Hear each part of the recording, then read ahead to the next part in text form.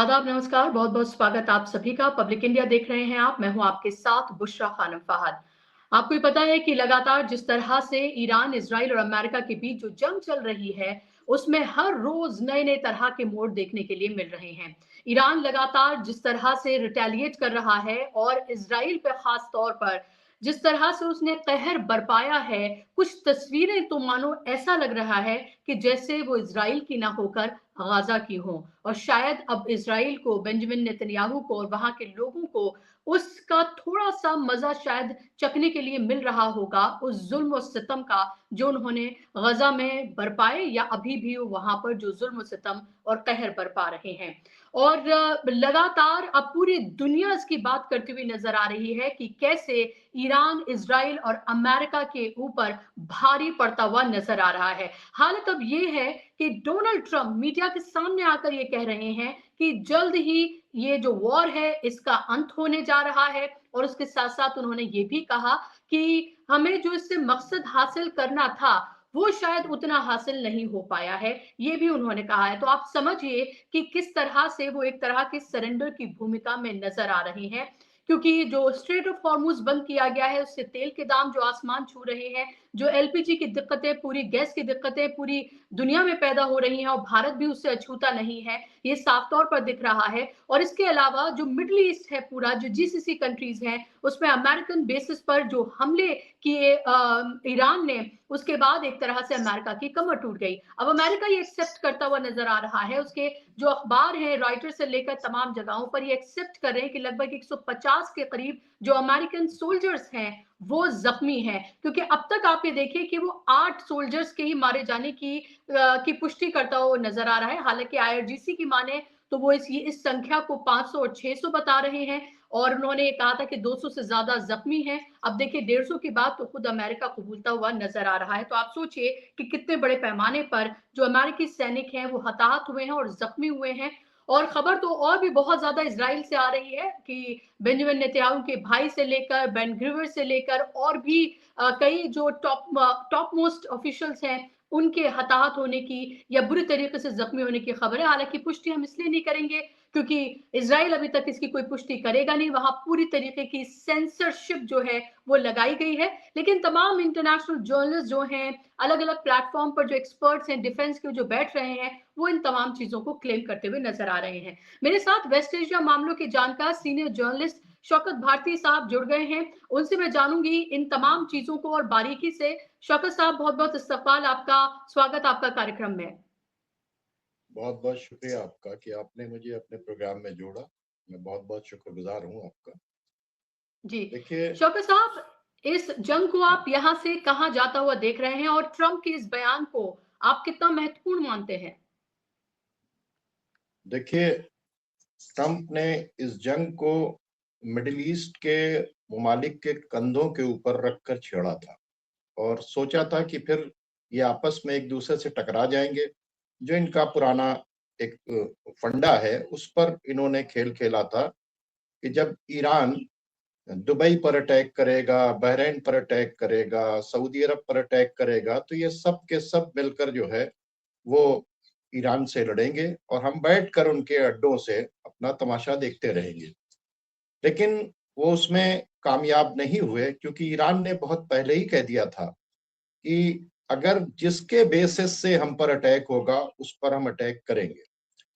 यही वजह है कि इन्होंने जब अटैक करना चाहा तो मोहम्मद बिन सलमान ने 2 शर्तें रखी। इस फैसले में मोहम्मद बिन सलमान भी शामिल हैं अटैक के, और उन्होंने 2 शर्तें रखी थी। एक ये कि स्ट्रेट ऑफ हॉर्मुज़ किसी भी तरीके से बंद ना होने पाए। दूसरी शर्त ये थी कि ईरान पूरी तरह से डिस्ट्रॉय हो जाए, हल्का हमला नहीं होना चाहिए। तो हमला तो बहुत बड़ा हुआ और छोटा-मोटा हमला नहीं हुआ। एक ही हमले में आपने देखा कि वहाँ की टॉप लीडरशिप और खास करके सुप्रीम लीडर तक को एलिमिनेट कर दिया गया। और ये जो अभी मुश्तबा खामनाई हैं, ये भी उसके अंदर ज़ख्मी हुए थे। और ये जो नए सुप्रीम लीडर आए हैं, इनको अगर देखिए तो इनके दिल के ऊपर इनके बाप का दाग है, इनके बच्चों का दाग है, इनकी माँ का दाग है, इनकी बीवी मारी गई है, हैं? इनकी बहन मारी गई, इनके क्या नाम है भांजे मारे गए। तो ये जो नए करंट लीडर आए हैं मुश्तबा खामनाई साहब, ये और इन्होंने आते ही इंजर्ड होने के बावजूद भी कहा कि भाई जो स्ट्रेटेजी तय हो चुकी थी क्या नाम है खामनाई साहब के सामने कि हम रहें या ना रहें, तुम इस जालिम ताकत के आगे नहीं झुकना, क्योंकि तुम एक करबला से एक लेसन ले रहे हो। करबला हमको सिखाती है कि हम किसी भी जालिम ताकत के आगे नहीं झुकेंगे। और यहाँ तक कि उन्होंने अपने नीचे तक का जो सिस्टम था उसको बता दिया था कि अगर टॉप कमांडर्स मार दिए जाएं तो तुम अपने अपने लेवल पर डिसीजन लेकर इस जंग को खून के आखिरी कतरे तक जारी रखना। ये जो लेसन दिया था उसी के अकॉर्डिंगली आपने देखा कि 70 मिनट के बाद जो है ईरान के तरफ से रिटेलिएशन शुरू हो गया और दिन ब दिन जो है बढ़ता चला जा रहा है। और आज हालात ये हैं सॉरी कि वो क्या नाम है अमेरिका जो मिडिल ईस्ट की सिक्योरिटी के लिए कहा गया हुआ था, आज वो मिडिल ईस्ट से शिकायत कर रहा है कि आप हमारा साथ नहीं दे रहे हैं। भाई आप तो उनकी सिक्योरिटी के लिए गए हुए थे, आपने तो उनको डराया कि ईरान आपके लिए खतरा है, जबकि ईरान आपके लिए खतरा नहीं था, इजराइल आपके लिए खतरा है। ग्रेटर इजराइल का जो मैप है वो उसके अंदर सऊदी अरब भी है, उसके अंदर जॉर्डन भी है, उसके अंदर क्या नाम है बहरीन भी है, उसके अंदर इराक भी है। यहाँ तो ये जो ग्रेटर ईरान नहीं बन रहा था बल्कि ग्रेटर इजराइल बन रहा है। ये सबको पता है ओआईसी के तमाम मुल्कों को कि उनको ईरान से खतरा नहीं था, इजराइल से खतरा था। लेकिन उन्होंने शो ये किया कि उनको ईरान से खतरा है और उसके लिए बहुत पक्के इंतजाम किए गए थे। और ये जो उन्होंने एक सुन्नी नेटो बनाने की कोशिश की थी जिसमें जो है आपने अभी देखा कि टर्की को और इन लोगों को जोड़ा था, इसके पीछे भी ये था कि जब ईरान को एक तरह से एक थ्रेट थी कि अगर हमारे ऊपर अटैक होगा तो हमने ये पाकिस्तान और टर्की के साथ एक नेटो बना रखा है। और ईरान इनसे बार बार कह रहा था हम आपके ऊपर अटैक नहीं करेंगे, क्योंकि अब आपके यहां से अगर मेरे ऊपर अटैक होगा तो हम वहां अटैक करेंगे। ये उसका खुला हुआ एजेंडा था। लेकिन उसके बावजूद भी ये अरब ममालिक नहीं माने और उसका नतीजा क्या हुआ कि अब अरब ममालिक के ऊपर जो अटैक हो रहे हैं वो भी आज तक जो अटैक हो रहे हैं वो अमेरिका के जो बेसेस है उनके ऊपर है या जो अमेरिकन इंटरेस्ट का है उसके ऊपर हो रहे हैं। अब आप बताइए कि बहरीन के ऊपर 5th फ्लीट का सबसे बड़ा जो सेंटर था जहां से 21 ममालिक जो हैं वो हैंडल होते थे, कवर होते थे, और वो आप अमेरिका 75% वहां से क्या नाम है कंट्रोल करता था। जॉर्डन के में पूरा उसने अपना यानी आप देखिए वहां पर फ्रांस ने भी, जर्मनी ने भी, अमेरिका ने भी, इजराइल ने भी पूरे तमाम इंटरसेप्टर्स लगा रखे हैं ताकि जो वहां से ईरान की तरफ से आने वाला मिसाइल हो उसको हम यहाँ के ऊपर हिट करें। तो ये सारी चीजों को ईरान ने पूरी तरीके से मिटाना शुरू कर दिया। और जो इनका 50% जो थार्ड था, यानी तकरीबन जो 8 या 10 थार्ड यहाँ के ऊपर थे उसमें से 5 उन्होंने पूरी तरीके से डैमेज कर दिए। और इनके जो स्पेशल क्या नाम है रडार सिस्टम लगे हुए थे और जो 5000 किलोमीटर दूर से भी डिटेक्ट कर लेते थे कतर के अंदर, इन्होंने उसको भी हिट कर दिया। और आज की जो करंट रिपोर्ट है कि अमेरिकन नेवी ने ये कहा है कि हम स्ट्रेट ऑफ हॉर्मुज खुलवाने नहीं जाएंगे।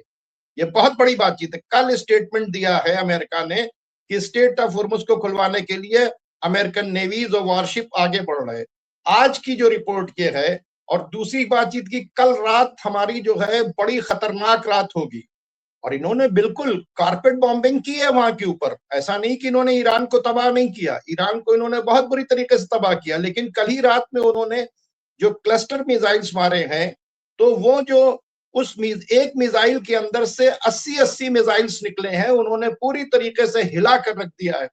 और इस वक्त गजा के लोगों के दिल में ठंडक पड़ रही होगी कि गजा के अंदर जो जुल्म हुआ है गजा के अंदर, और वहां के लोगों के साथ पूरी तरीके से उनकी जिंदगी छीन ली गई है, वो बहुत ज्यादा खुश हो रहे हैं कि कम से कम किसी ने तो हमारा बदला लेना शुरू किया। तो इस वक्त की जो पोजीशन ये है कि अमेरिका कोशिश कर रहा है कि किसी भी तरह से जंग को बंद कर लिया जाए, रोक लिया जाए। और सबसे फायदे में इस वक्त रशिया है। रशिया क्या है कि अब यूरोप जो है अमेरिका के साथ खड़ा है, तो यूक्रेन में जो उसको उतनी प्रॉब्लम नहीं झेलनी पड़ रही है। अब रशिया ये कह रहा है कि अब हम यूरोप के लिए तेल बंद करेंगे, इसके बारे में सोचेंगे। तो अब क्या है, इधर स्ट्रेट ऑफ हॉर्मुज से तेल बंद हो जाएगा, उधर रशिया का तेल और गैस मिल जाएगा, बंद हो जाएगा, तो पूरे यूरोप में बड़ी परेशानी है। और अमेरिका अपने फौजियों को उठाकर जर्मन ले जा रहा है, जो इंजर्ड है ना उनको जर्मन ले जा रहा है, ताकि अमेरिका के अंदर कोई रिवोल्ट ना पैदा हो जाए। क्योंकि अमेरिका के अंदर 80% लोग जो हैं वो अमेरिका के प्रेसिडेंट के खिलाफ हो रहे हैं और वॉर को नहीं चाहते, और उन्होंने देखा कि वॉर जीत नहीं पाएंगे। अब आप सोचिए, ईरान के पास एयरफोर्स नहीं है, विदाउट एयरफोर्स, यानी वो एयरफोर्स नहीं है जो अमेरिका के पास है कि 800, 900 जेट्स और फाइटर जेट्स और क्या नाम है B-52 जैसे क्लस्टर बॉम्बिंग करने वाले जेट्स हो, लेकिन उसके बावजूद उनकी मिसाइल्स ने, उनके ड्रोन्स ने इनकी ईंट से ईंट बजा रखी है। और अब जो खबरें आ रही हैं, अभी तक देखिए इजराइल के अंदर तो हालात इतने खराब हैं कि सेंसर है, जो पोल्स के ऊपर लगे हुए थे कैमरे, उनको भी इजराइल की पुलिस जो है तोड़ रही है कि ताकि कहीं से फुटेज आगे न जा पाए। तो इजराइल के अंदर तो कंप्लीट सेंसर है। दूसरे CNN का जो पत्रकार है वो, उसको अमेरिका ने अपने यहाँ छोड़ रखा है और बाकायदा तौर के ऊपर हर जगह विजिट करा रहे हैं। अभी एक जगह से उन्होंने दिखाया कि एक मिसाइल जो था वो लाइव एक बिल्डिंग के ऊपर गिरा, फटा नहीं, उसको भी उतारते हुए दिखा रहे हैं। उस स्कूल के अंदर भी ले गए जहां बच्चियां मारी गई हैं। तो एक तरफ जो है क्या नाम, ईरान जो है वो प्रेस को क्या नाम है बाकायदा तौर पर दिखा रहा है, बता रहा है। दूसरी तरफ इजराइल जो है वो सख्ती से वहां के ऊपर उसने कोई भी फुटेज रिलीज ना करे, उसके खिलाफ जुर्माना भी रख दिया है। तो हालत किसकी खराब है? देखिए, ये ईरान ने नहीं जंग छेड़ी है, जंग छेड़ी है अमेरिका और इजराइल ने।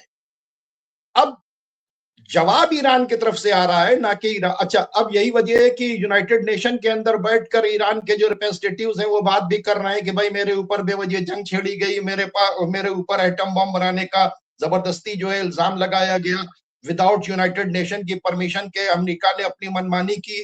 वो एक सारी बातें रख रहे हैं, डिप्लोमेटिकली भी वो जीत गए हैं और यूनाइटेड नेशन के अंदर बैठकर भी अपनी बातों को सामने रख रहे हैं, दुनिया के सामने भी रख रहे हैं कि हम हमला करने के लिए नहीं गए थे। ये कौन है? ये ठेकेदार हैं जो रजीम चेंज करना चाहते हैं हमारे यहाँ आकर।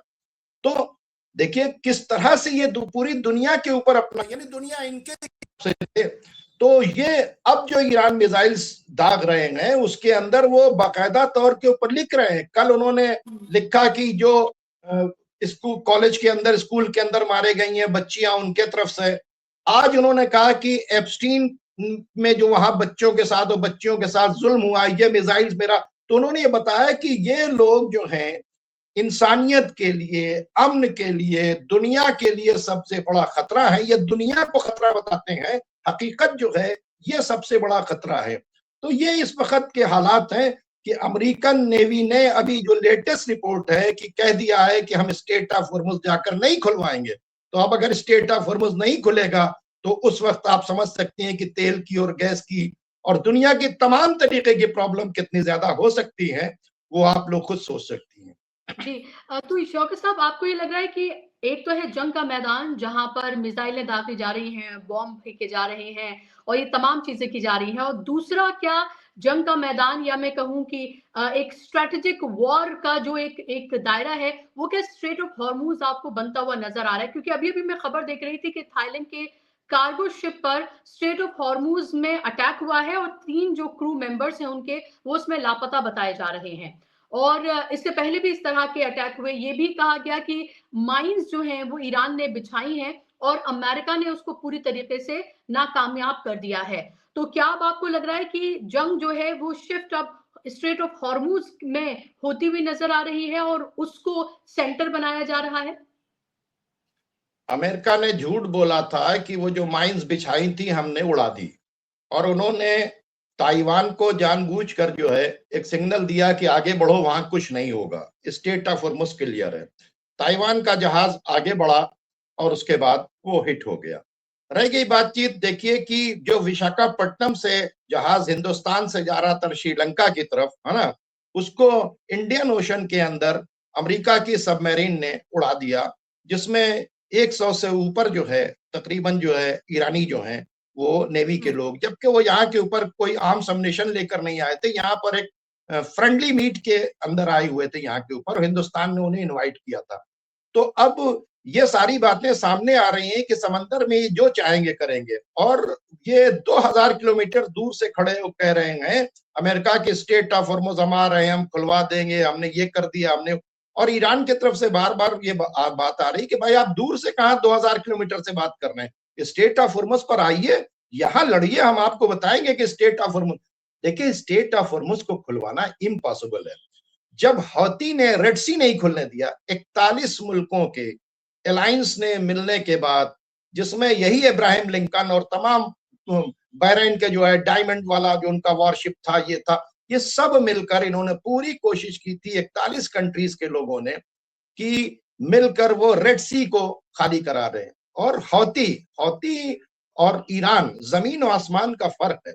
इस जंग से पहले अमेरिका को एनालिसिस करना चाहिए कि जिस वक्त नई नई सरकार आई थी, खुमैनी साहब की हुकूमत आई थी 79 के बाद, उस वक्त इन्होंने उसके पड़ोस के बॉर्डर इराक से, यानी सद्दाम हुसैन के जरिए अटैक करवाया था ईरान के ऊपर। उसमें पूरा यूरोप, पूरा गल्फ, इवन उस वक्त तो यूएसएसआर भी जो है वो भी एंटी ईरान था, ये रशिया नहीं थी। ये सब मिलकर 8 साल तक ये लड़े, और उस 8 साल के अंदर इन्होंने एक भी फतेह नहीं हासिल की।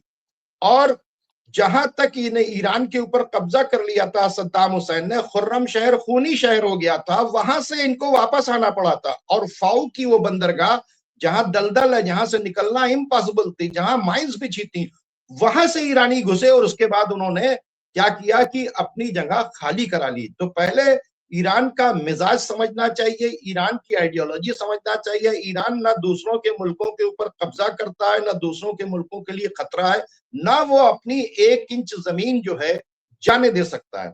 इंटरनल प्रॉब्लम भी अब लोगों को समझ में आ गई कि इसलिए आई है कि भाई जिसके ऊपर 50 साल से आपने सैंक्शन लगा रखा है, वहां पर प्रॉब्लम तो आएंगी आएंगी। और फिर ये भी पता चल गया कि ये जो सारी प्रॉब्लम क्रिएट की गई, दुनिया की 50 इंटेलिजेंस एजेंसीज ने इसको पूरी तरीके से मैनेज किया था, और काफी मेहनत के बाद इसको किया था। उसके साइंटिस्ट को मारा जा चुका था, इससे पहले सदर रईसी को मारा। 40 साल की कोशिश के बाद इन्होंने सोचा था कि हम रजीम चेंज करा लेंगे, लेकिन गवर्नमेंट ने आके साफ साफ कहा कि तुमको परेशानी है, वो बिल्कुल वेलकम है, लेकिन अगर तुम फॉरेन हैंड के हाथ में खेलोगे, तो फॉरेन हैंड्स में खेलोगे, तो फिर हम उसको तुम सख्ती से निपटेंगे। आज भी ईरान ने जो है 30 मोसाद के जासूस जो है ईरान के अंदर से पकड़े हैं।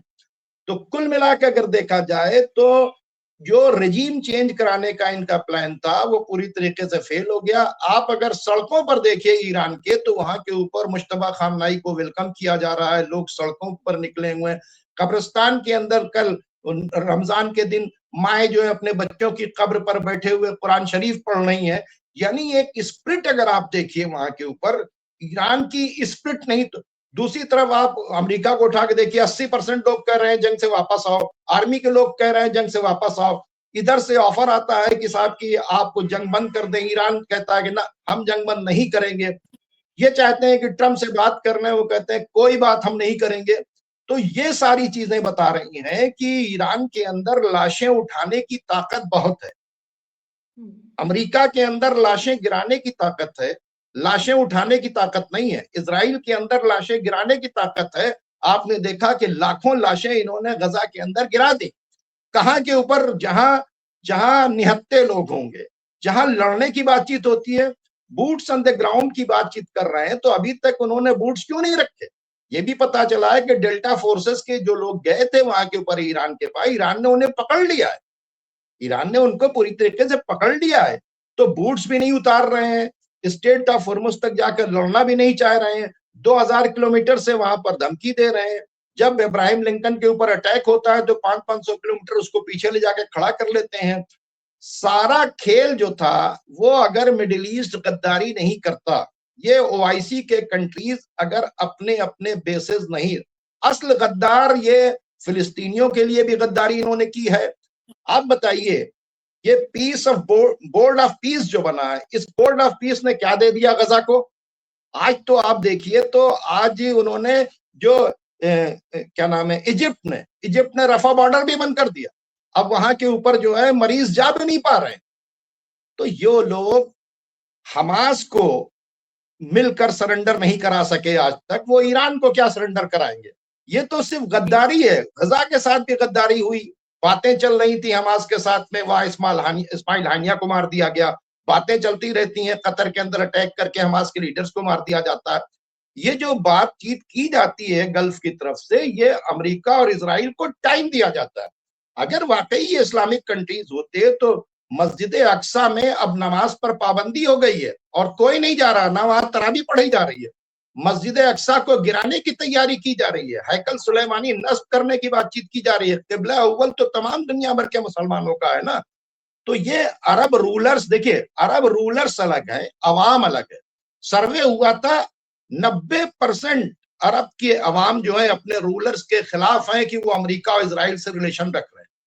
और सबको पता भी चल गया कि ये जो इन्होंने मतलब आप काउंट नहीं कर सकती कि जितना पैसा इन्होंने अपनी सिक्योरिटी के ऊपर खर्च किया, अमेरिका को दिया। और आज अरब वर्ल्ड देख रहे हैं कि सबसे ज्यादा हथियार सऊदी अरब ने खरीदा, और वो हथियार इस्तेमाल किसके लिए हो रहा है? वो ईरान के लिए हो रहा है। वो बेसिस किसके लिए इस्तेमाल हो रही है? ईरान के लिए।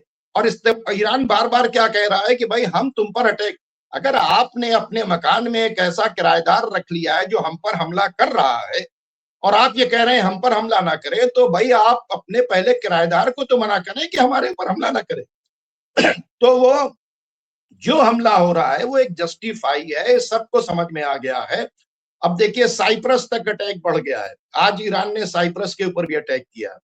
और ईरान जो मिसाइल्स मार, अभी देखिए कल जो इन्होंने क्या किया कि बाकायदा एक वीडियो खुद किसने, अमेरिका ने रिलीज किया कि सऊदी अरब की सरजमीन से ईरान के ऊपर अटैक हुआ।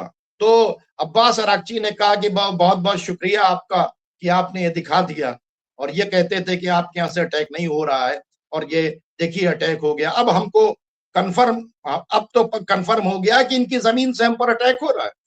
सवाल तो ये पैदा होता है कि यूएई से, दुबई से, कुवैत से, जॉर्डन से, सऊदी अरेबिया से, कतर से क्यों अटैक हो रहा है? क्यों ये लोग परमिशन, ये तो डिफेंस के लिए थे ना। लेकिन शौकत साहब, क्या आपको लग रहा है अकल आ रही है इन जीसीसी कंट्रीज को? क्या उनको रियलाइजेशन हो रहा है? क्योंकि एक बहुत बड़े जो कारोबारी हैं, उन्होंने कहा कि कैसे हमें बिल्कुल छोड़ दिया गया है और इजराइल को सिर्फ प्रोटेक्ट कर रहा है अमेरिका, और हमें बिल्कुल ऐसे छोड़ दिया गया है। ये भी सोचो विचार किया जा रहा है कि जो कॉन्ट्रैक्ट्स हैं बड़े बड़े इन कंट्रीज के साथ, इन जीसीसी कंट्रीज के, उनको कैंसिल करने और उनको रिन्यू ना करने पर भी बात हो रही है। तो क्या आपको लग रहा है कि ईरान न सिर्फ अपने लिए लड़ रहा है, बल्कि एक तरह से जो हेजेमनी है यहाँ पर अमेरिका की, उसके लिए भी लड़ रहा है? एक तरह से अरब मुल्कों को भी वो दिखा रहा है कि जाग जाइए, वक्त है अभी भी आपके पास। देखिए ईरान बार बार टेलीफोनिक टॉक करके इनसे कह रहा है, ईरान ने गारंटी दी थी रशिया के जरिए, चाइना के जरिए, इनको बहुत पहले ही, कि जैसा जितना चाहें हम आपको लिख के गारंटी देते हैं, हमारे तरफ से आपको कोई खतरा नहीं है शुरू से। और ईरान के साथ जो धोखा हुआ है, ईरान पर जो अटैक हुआ है, उसकी सबसे बड़ी वजह जो है ये अरब कंट्रीज हैं। अरब कंट्रीज ने ईरान से ये कहा कि भाई ये जंग ना हो, हम लोग मीडिएटरशिप करके आप इस बात की गारंटी दे दीजिए कि आप न्यूक्लियर नहीं बनाएंगे। उनका बहुत अच्छी बातचीत है। उन्होंने कहा आप किस तरह से यकीन करते हैं, करेंगे आप कर लीजिए। कहा कि अगर आप मक्के के अंदर खाने काबा पे कसम लेना चाहें तो मैं लेने के लिए तैयार हूं, अगर आप मदीने पे कसम लेना चाहें मैं देने के लिए तैयार हूं, अगर आप कुरान पर कसम लेना चाहें मैं खाने के लिए तैयार हूं कि हमने न्यूक्लियर नहीं बनाया। ये इन्होंने इनको गारंटी दे दी कि अब आप अमेरिका को बता दें कि अगर मामला न्यूक्लियर का है तो न्यूक्लियर हमने नहीं बनाया। इन्होंने बड़े कॉन्फिडेंस के साथ में ये गारंटी दे दी कि ईरान के पास एटम बॉम्ब नहीं है, और अमेरिका यही कंफर्म करना चाहता था। जैसे ही ये गारंटी हुई तो ईरान के साथ डिच हो गया। वहां के ऊपर बाकायदा तौर पर ओमान के सदर बैठे हुए बात कर रहे थे, यहाँ खामनाई साहब अपने साथ लोगों के साथ बैठकर दस्तखत करके देने जा रहे थे कि हम एटम बॉम्ब नहीं बनाएंगे, हमारा तो फतवा है। और उसी बीच इनके ऊपर अटैक हो गया।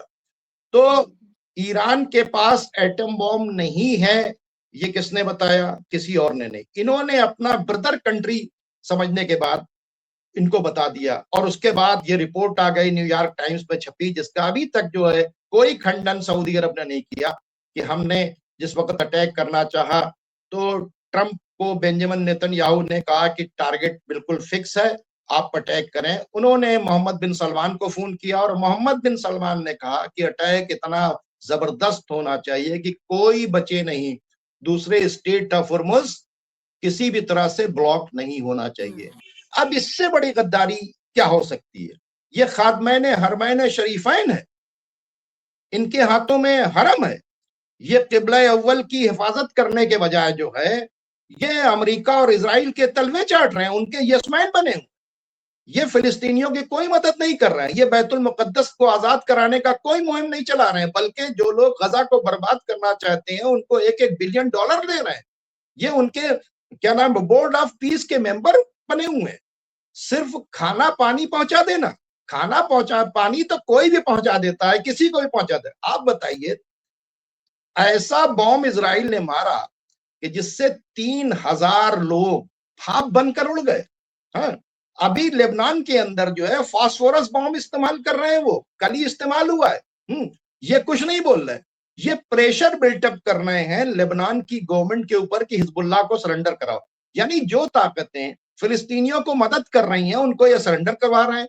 जौलानी को किस लिए बैठाया, बशर असद की गवर्नमेंट किस लिए गिराया? यही कतर, यही सऊदी, यही यूएई, यही अमेरिका, यही इजराइल और यही टर्की, इन सब ने मिलकर बशर असद को इसलिए हटाया, जौलानी को इसलिए लाया कि जो फिलिस्तीन की सप्लाई लाइन है उसे काट दिया जाए, हिजबुल्लाह की सप्लाई लाइन काट दिया जाए, हौती की सप्लाई लाइन काट दिया। तो इन्होंने कमजोर किसको किया? उन रेजिस्टेंस फोर्सेस को जो फिलिस्तीन की आजादी की बातचीत कर रही है। और ये जौलानी ने क्या कहा, हमारी एक गोली भी जो है उन पर नहीं चलेगी। यानी जो अमेरिका के साथ मिल जाए वो भले से उसके सर के ऊपर $10 बिलियन का इनाम हो, उसको हम वापस ले लेंगे, है ना, और उस टेररिस्ट को निकाल कर सदर बना देंगे। और आपने देखा कि मोहम्मद बिन सलमान ने अपने महल में बुलाकर ट्रंप से जौलानी की मुलाकात करवाई। क्या ये गलत है? तो ये सारी चीजें अब पब्लिक को समझ में आ गई।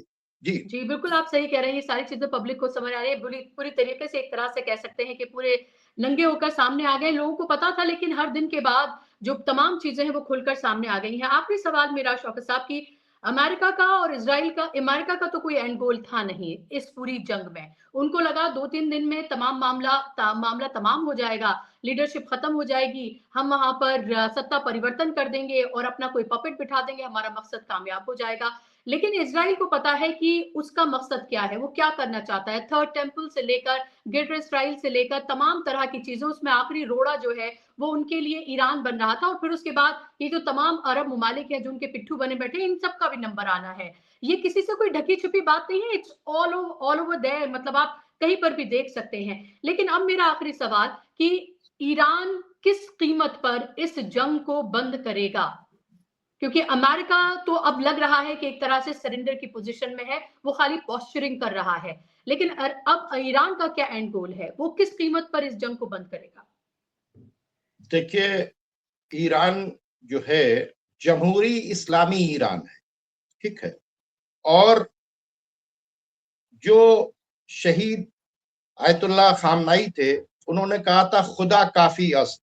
कब कहा था? जब बहरी बेड़े तमाम आ रहे थे, कहा तुम्हारे पास ये सब कुछ है, हमारे पास खुदा काफी अस्त। उन्होंने एक खुदा के ऊपर भरोसा, खुदा पर भरोसा किया और करबला के रास्ते को चुना। खुदा पे भरोसा ये है कि दुनिया की ताकतों पर भरोसा ना करो, तुम्हारे पास जो कुछ है उसके भरोसे खड़े रहो, मौत आनी है तो आएगी। दूसरी, करबला का रास्ता यह है कि जिल्लत की जिंदगी से इज्जत की मौत बेहतर है। ईरानी इमाम हुसैन से सबक लेते हुए, जो इमाम हुसैन ने करबला में जुमला किया था कि जिल्लत की जिंदगी से इज्जत की मौत बेहतर है, तो चूंकि खामनाई साहब के जो फॉलोअर हैं वो समझ चुके हैं कि जिल्लत की जिंदगी से इज्जत की मौत बेहतर है, अब वो अपने मुल्क को बचाना ये एक इज्जतदार के लिए जरूरी है, वो अपने मुल्क को बचाने के लिए लड़ रहे हैं। दूसरे, उनको पता चल गया कि दुनिया भर की शैतानी ताकतें जो हैं वो अब हमारे मुकाबले पे हैं, तो हम खुदा के भरोसे पर खड़े रहेंगे, और खुदा के भरोसे पर खड़े हुए वो आखिरी सांस तक लड़ रहे हैं। और अभी भी जो मुश्तबा खामनाई साहब हैं उन्होंने कहा है, पहला उनका बयान है कि हम अपने खून के आखिरी कतरे तक इनसे लड़ेंगे, सरेंडर इन्हें करना होगा, सरेंडर हम नहीं करेंगे। तो ये जो उनको हौसला मिला है, यानी करबला से हौसला खामनाई साहब को मिला, करबला का हौसला उन्होंने अपनी कौम को दिया। करबला का हौसला क्या है कि जिल्लत की जिंदगी से इज्जत की मौत बेहतर है। उन्होंने कहा कि खुदा के भरोसे के ऊपर खड़े हो, वो खुदा के भरोसे के ऊपर खड़े होकर लड़ रहे हैं। दुनिया की तमाम ताकतें अपने असलहों पर, शैतानी हथकंडों के ऊपर, अपनी इंटेलिजेंस के ऊपर लड़ रही हैं, वो खुदा के भरोसे के ऊपर लड़ रहे हैं। ये पहले इसको समझना होगा। और आप ये देखिएगा कि वो मिडिल ईस्ट में कोई एक बेस अमेरिका का बाकी नहीं रहेगा। और आप ये भी देखिएगा कि बैतुल मुकद्दस भी आजाद होगा। ये लड़ाई इजराइल की आजादी तक जाएगी। और इसी लास्ट फ्राइडे ऑफ रमजान को आप देखिएगा कि यौमुल कुद्स मनाया जाता है दुनिया में। दुनिया भर में कुद्स की आजादी के लिए मूवमेंट किसी ने अगर शुरू किया तो ईरान ने शुरू किया, खुमैनी साहब ने। कुछ फोर्स जिसने बनाया वो कासिम सुलेमानी ने बनाया, ठीक है। तो कुछ फोर्स के लोग इंशाल्लाह आप ये देखिएगा कि अभी चूंकि न्यूज आ रही है कि हिजबुल्लाह के लोग गोरेला वॉर करने के लिए तैयार है, तो अभी चारों तरफ से इनके ऊपर अटैक होगा। सारा इनका घमंड जो था वो मिडिल ईस्ट के बेस जो थी वो बैकबोन का काम कर, आज भी अरब रूलर्स यकीन मानिए इन्हें सपोर्ट ना करें, कह दें कि बेसेस यहां से ले जाओ, हमें तुम्हारे बेसेस की जरूरत नहीं है। सिर्फ एक स्टेटमेंट दे दें, आप ये देख लीजिएगा कि फिलिस्तीन भी आजाद हो जाएगा, किबला अव्वल भी आजाद हो जाएगा। ये सब कुछ इसलिए हो रहा है कि गद्दार बाहर नहीं है, गद्दार हमारे अंदर बैठे हुए हैं। रूलर्स जो हैं पूरी तरीके से अमेरिका और इजराइल के यसमैन बने, उन्हें खुदा पर भरोसा नहीं है। ईरान को खुदा पर भरोसा है, हमास को खुदा पे भरोसा है, हिजबुल्लाह को खुदा पे भरोसा है, हौती को खुदा पे भरोसा है, अजदल शाबी को खुदा पे भरोसा है। वो उस ताकत पर खड़े हैं। इनको अमेरिका पर भरोसा है, इजराइल पर भरोसा है, यूरोप पर भरोसा है, उनके बेसिस के ऊपर। ये खाली कहते हैं कि हम तो तौहीद परस्त हैं, हकीकत में ये सब अमेरिका परस्त हैं, इजराइल परस्त हैं। तो कभी भी अमेरिका इजराइल परस्त खुदा परस्तों से नहीं जीत सकते, ये मेरा पूरी तरीके से यकीन है। बिल्कुल। बहुत खूबसूरत आपने बात कही और ये देखना होगा आने वाले वक़्त में और अभी भी पूरी दुनिया देख रही है। पूरी दुनिया जिसको ये लगता था कि अमेरिका और इज़राइल जैसी ताकतों को हराया जा सकता है, क्या उसको घुटनों पर लाया जा सकता है? जून में 12 दिन की जो जंग हुई उसमें भी उसने पूरी दुनिया ने देखा कि किस तरह से आखिरी जो अटैक था वो ईरान ने ही किया था और उसके बाद एक तरह से अमेरिका ने सरेंडर किया और अब भी देखा जा रहा है कि उनकी समझ नहीं आ रहा है, बौखलाए हुए हैं कि आखिर ईरान को किस तरह से कंट्रोल करें और जितने बड़े पैमाने पर उनका नुकसान हो रहा है वो भी उनसे सहा नहीं जा रहा है। नुकसान ईरान में भी है, लेकिन ईरान अपनी कुव्वत और जो उसका जज्बा है उस और उसका जो यकीन है वो उस पर साबित है और वो खड़ा है। बहुत-बहुत शुक्रिया शौकत साहब आपका इस कार्यक्रम का हिस्सा बनने के लिए, वक़्त देने के लिए बहुत-बहुत शुक्रिया आपका। शुक्रिया आप तमाम लोगों का भी, दर्शकों का भी। नमस्कार।